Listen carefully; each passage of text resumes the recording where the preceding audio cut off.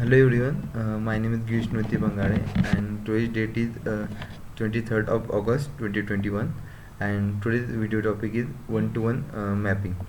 So before moving further, we discuss about what is a database mapping. First we discuss about what is database mapping. So database mapping is a essential part of the data management processes, and it is not if we will not properly map the data, then it is become corrupted and it is moved to the its destination, and the quality of the data mapping is the key to getting the most out of the data in the migration, integration and transformation. Let's discuss about what is this data migration and data integration. The data migration is the process of moving the data from one system to another system as a one-time event, and generally this is the doesn't change over the time.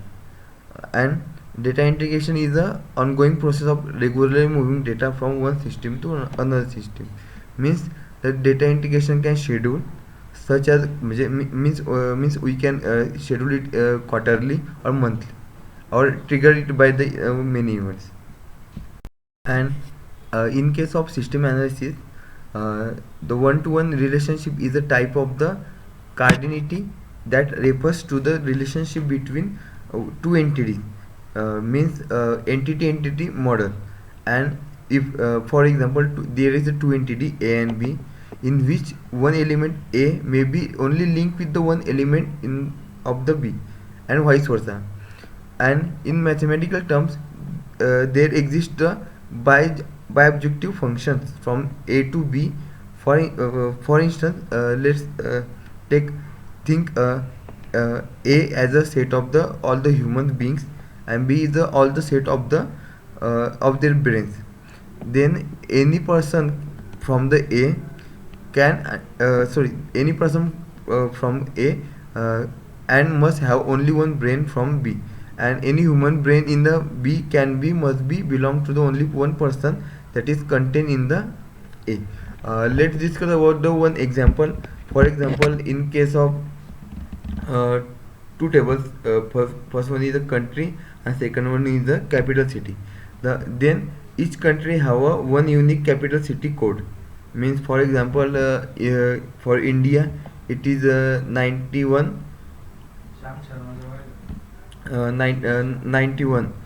In case of relation database, one-to-one relationship exists when one row in a table may be linked with the only one row in another table, and vice versa. And it is more important to note that one-to-one relationship is not a property of the data, but rather than the relationship itself. The list of the mothers and their childs may be happen to describe the mothers only with their childs, in which in this case one row of mother table will be referred to the only one row of the children table, and vice versa. But the relationship itself is not one to one, because mother may have more than one children, thus forming the one to one many relationship. Then next is how it is managed.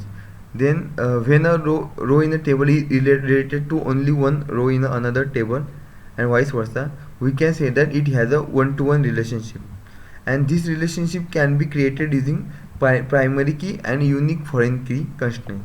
For instance, country can have only one UN representative, and also have UN representative can only represent one country. This is the one of the example of the one-to-one one-to-one mapping.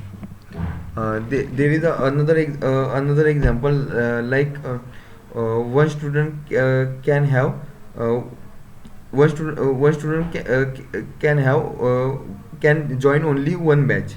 Means for example there is a two student, and there is a then another table have two batches. Means one student can only join with the only one only one batch in a table 2.